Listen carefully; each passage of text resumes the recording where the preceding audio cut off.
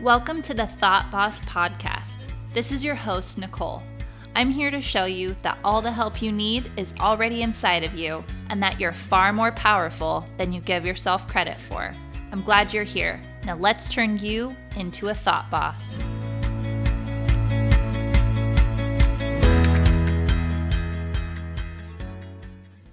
Episode 6, How to Overcome a Difficult Past. Hey guys, how's it going? This is Nicole, your host of the Thought Boss Podcast, and today we're talking about how to overcome a difficult past. And a big part of what I do is help women to get over things that happened to them in the past. And many of those women, they start to realize as we're coaching that they have a lot of limiting beliefs about themselves that were formed when they were children or teenagers or sometime in their past. And they also have unhealed wounds and regrets. They often blame themselves for any sort of abuse or mistreatment of themselves. And they don't always realize this, but it always ends up coming up that this is the case. And this is such an unhealthy and a damaging way to live that when I'm able to help other women see their past as a neutral circumstance, they finally feel free and they can get on their way to being whole or to feeling whole. So today we're going to go through some of the steps I use to help women overcome the things in their past that are holding them back.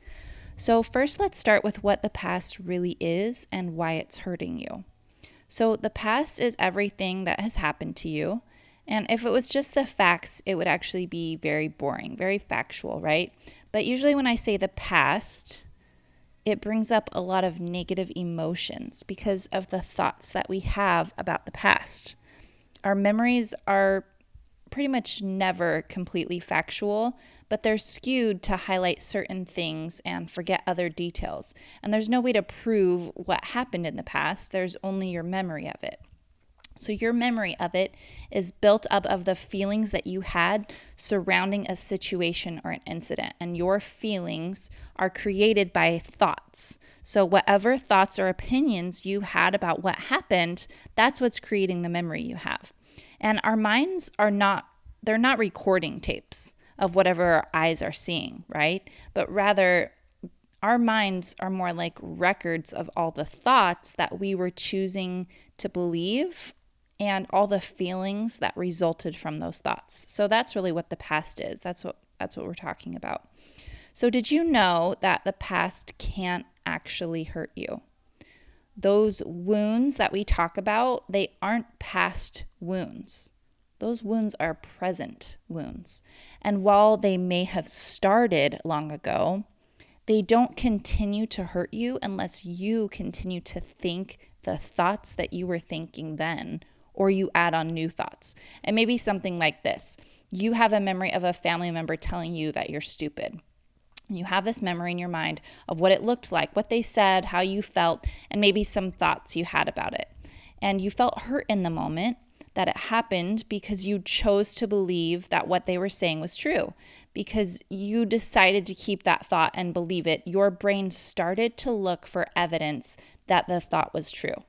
And it looked at your grades, and it looked at what your friends said about you, and it looked at the body language of other people and what their eyes were saying, and whatever else was around you. Your brain said, this is all proof that I'm stupid. It all goes back to this one thing about me.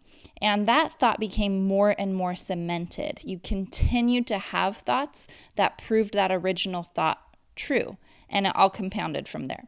So your thoughts created feelings, and then your feelings drove your actions, and you continued to get results that made you continue to believe that you're stupid. So the memory you have of first being called stupid has been compounded with all the things that you have about yourself that you've used to prove that you were right. Now, today, you're a person who believes that they're stupid, but you also believe that this relative maybe was being mean or abusive. This is something that you can see now that you couldn't see then. And for whatever reason, maybe they shouldn't have treated you that way.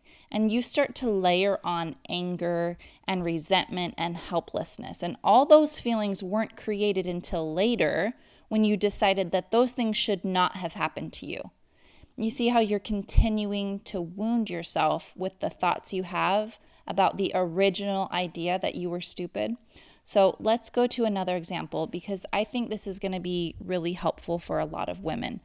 And this is a hard one, but it's sexual abuse. And I'll let you know, just for the purpose of this podcast, that when I was in foster care, I was sexually abused. And I've had a lot of thoughts since then that I've worked through. But it used to be something that really haunted me. And so, okay, sexual abuse starts with an incident, right? Maybe it's an inappropriate gesture or a touch or a weird feeling you got from someone you trusted, and you picked it up through their body language or their facial expressions, something that was inappropriate, right? Now, this gets really complicated and messy. So we're going to try to keep it a little more general so everybody can kind of relate to it, but I think it'll still be really helpful. We're going to try to keep it simple and just look at it from this one perspective. So let's say that you were inappropriately touched, and for whatever reason, you felt like you couldn't tell anybody about it. Maybe you actually liked it physically. Maybe you found it kind of exciting to be wanted by someone. Maybe you were afraid that the person would hurt you if you told someone. Whatever it is, your memory of the incident is painful to you because of the thoughts that you have about it. Your thoughts about it then are not the same as the thoughts that you have now about it. But they continue to hurt you because they're probably thoughts like, I should have told someone. I should have stopped this. I don't deserve to be treated like this. If I would have told someone, they wouldn't believe me. Or worse, they wouldn't care. They would blame me. Maybe you blame yourself. Maybe you think you actually did deserve that. Maybe you blame yourself for what happened because you were too sweet, or you were too cute, or too friendly, or too trusting, right? Maybe these are thoughts that you're having. And our healing from these incidents comes when we examine what thoughts we have about the incident, and then we call BS on ourselves. We have to go through a whole range of emotions, though, in order to get to a place where we feel right about it. It may be helpful to get angry about it. Maybe you need to get that out of your system if you haven't done so, if this is something that you've hidden for a really long time. So you would choose thoughts like, that was wrong.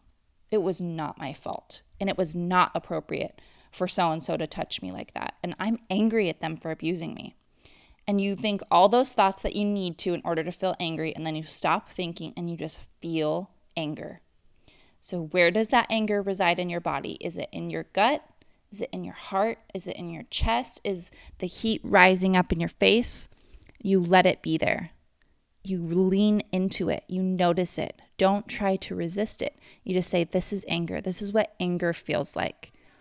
And then you go on from there. You look at the other thoughts and feelings you had. What other feelings do you have in this memory? Were you embarrassed, or are you embarrassed? Practice feeling embarrassed. Are you timid, afraid, worried, confused, hurt? Allow yourself to feel all of those feelings. If you need more help on feeling your feelings and what it means and entails, go listen to episode 2. It's all about feeling your feelings. Okay, so now that we've felt all those feelings, and maybe you don't need to do that. Maybe you've felt those feelings so much, but really I think when people say that they have felt angry for a long time, they haven't really felt anger for a long time. They've resisted feeling angry. They've ruminated on all of these thoughts, but if they really felt the anger, it wouldn't be continuing to be there, right? So now we have to ask, are any of those feelings serving us? Are they helping us to live a full and exciting and wonderful life? Women are not usually coming to me just to chat. They are coming to me because they feel like this is a problem and they feel it holding them back in their lives. They want to move forward. And with abuse, there's a common thought that exists that is really at the root of all this pain and all the damage. And usually it's a thought like, I'm worthless. I deserved to be abused because I didn't stop it. I didn't tell anybody. And you feel tons and tons of shame. It's all these layered emotions. The shame makes you want to hide. And for so many women, it helps just to get it out. They have been hiding it for so long that just keeping it a secret becomes this heavy burden because they feel like they're living a fraudulent life.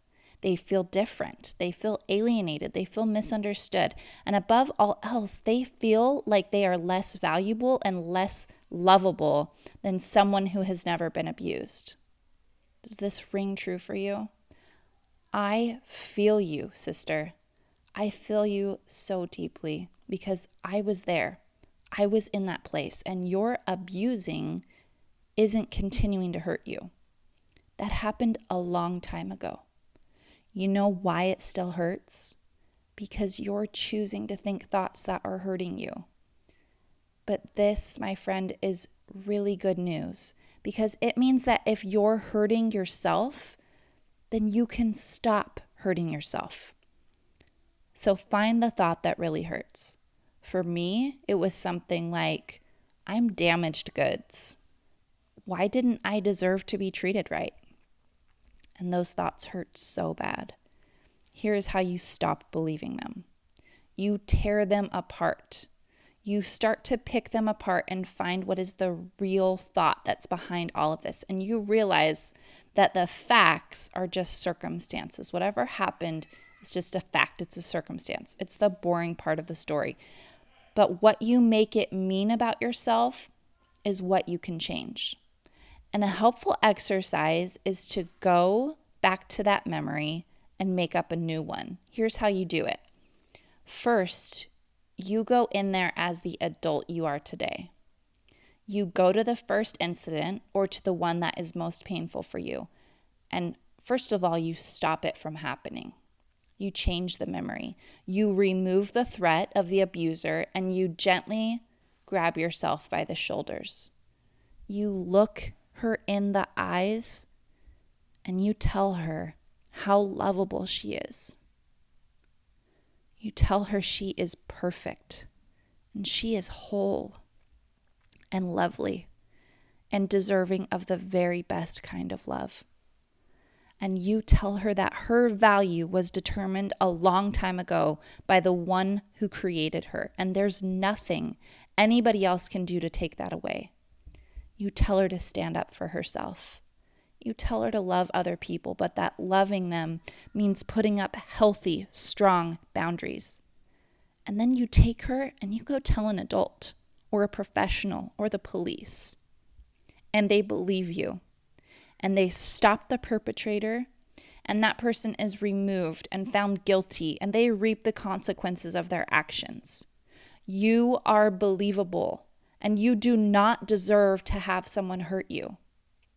And then you hug that girl, and you see her walk away with her chin up, because she did the right thing, and she kept her dignity doing it. And she knows who she is.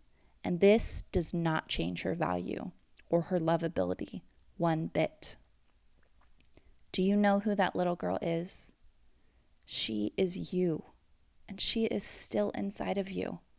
She is exactly the right amount of strong and lovable and feisty and wonderful. She is confident and she believes in herself. It is so powerful to be able to go back and recreate the scene as an adult. Because as an adult, you know what you should have done or what you think you would have done now that you're grown up. You at least know what you think was wrong, right? But you don't have to go back in time to fix it.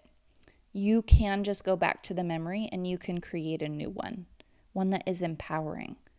And you can plant seeds in that little girl's brain about her value and her worth and how loved and amazing she is, even if that love is just coming from your adult self. That is really the most powerful and wonderful kind of love. Self-love goes a long way. Okay, now the work is not done. This is just a really small exercise, but you have continued to damage yourself by continuing to believe those thoughts you originally had. You have got to find that core belief and start to question it. Just start to be curious about why you think that. Why is it that you feel you should have said something? Maybe you were afraid that nobody would believe you. That is very common for children or just women in general. We feel like our opinion or our story or our thoughts, they're not important enough to share, or they're just not believable. But guess what turns that right around? You guessed it, another thought, one that is more powerful. You can start with something as small as, I believe me.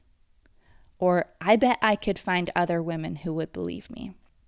I bet there's another woman who would benefit from my story. And that thought that I should have said something, that's just a thought. I don't know that I knew any better, or I did the best I could at the time. That was the best that I could do. And I appreciate myself for the effort that I did make. I understand why I did what I did. Anytime you have a thought like I should or I shouldn't have, you stop it in its tracks, because that judgment or that thought is a judgment of yourself.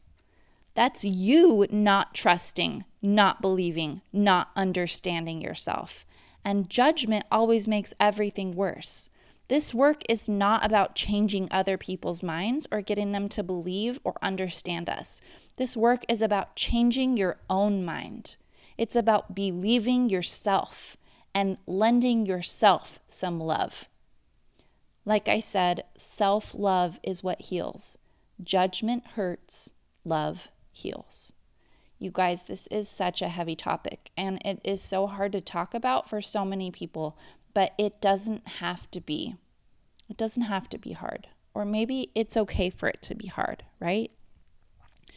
You don't have to continue to wound yourself with destructive thoughts about who you are and what you deserve and what you should have done. I give you permission to feel whatever it is you're feeling, and I give you permission to believe new thoughts about yourself.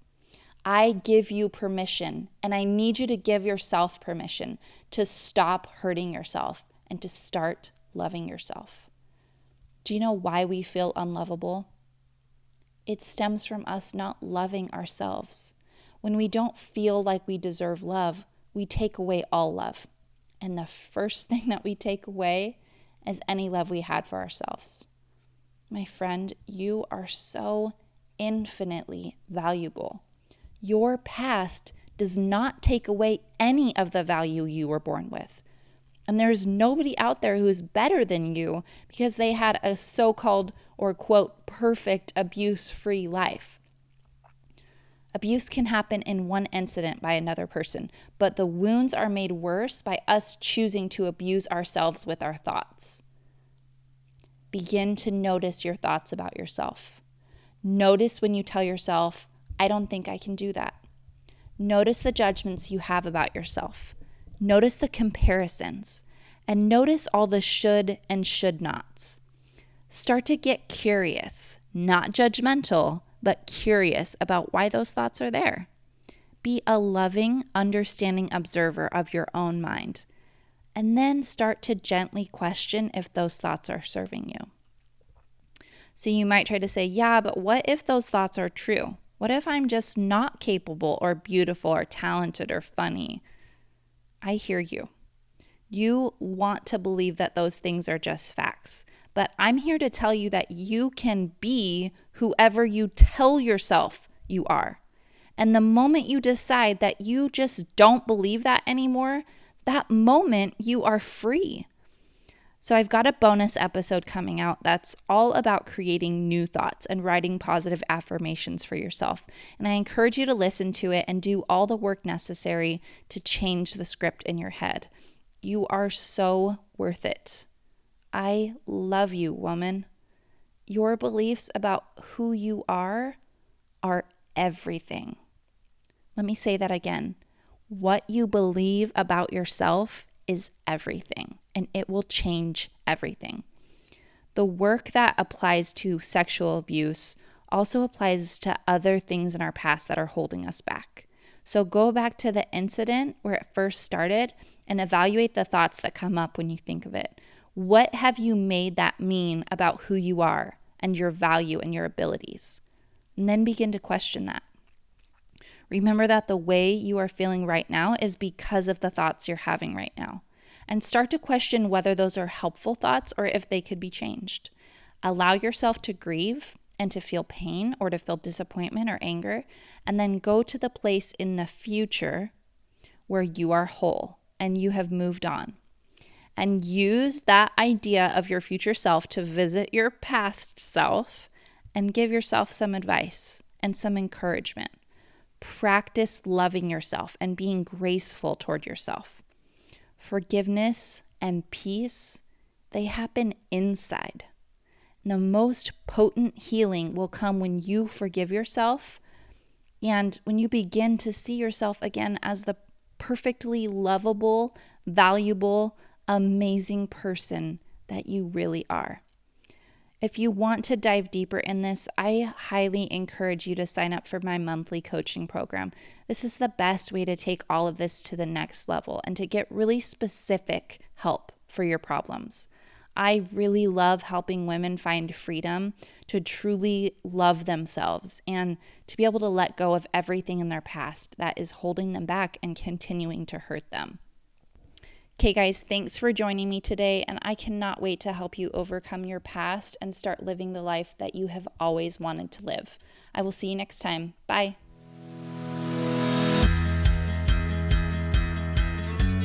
Hey, thanks for listening. For more help with specific problems, visit thoughtbosscoaching.com to sign up for a free coaching consultation to see if coaching is right for you. Thanks for listening, and I'll see you next time.